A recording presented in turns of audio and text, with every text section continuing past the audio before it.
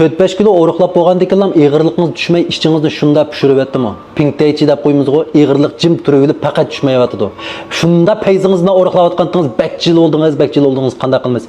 Bek oddiy usuldan birini o'gitib qo'ymadim do'stlar. Bek oddiy. Bir tal yurak berib saqlayılan ha.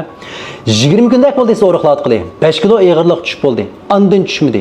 Qanday qilamiz? Bu chaqda dal badanning besimini yenikiladigan ashini qilamiz. Ig'irlikni yana tez tushirib olaychi deganni o'ylamay turib, o'sha ig'irligimni sal saqlab turaychi deganni o'ylashimiz kerak.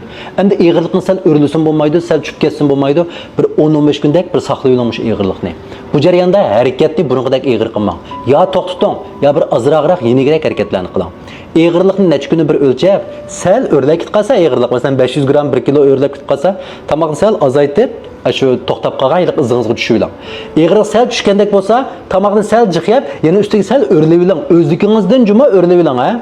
Dal bir 10 kun, 15 kun badanga bir xil xotirjamlik tuyg'usi berdik ha biz. Ya'ni o'rlavas tushira oladigan, tushuvas o'rlay oladigan, harakatni ig'ir qilmaydigan badan ayt yenik his qildimi? 10-15 o'tgandan keyin ig'irlik o'zligidan bosh tushdi. Mana ishining mush 10 kun chidab, mush ig'irlikni mudratmay tura olsangiz hamcho, ikkinchi yana ig'irlik qaytadan pastga mushta tikyodan tushgandek tushib boshlaydi. Qat'iy tamtirmang.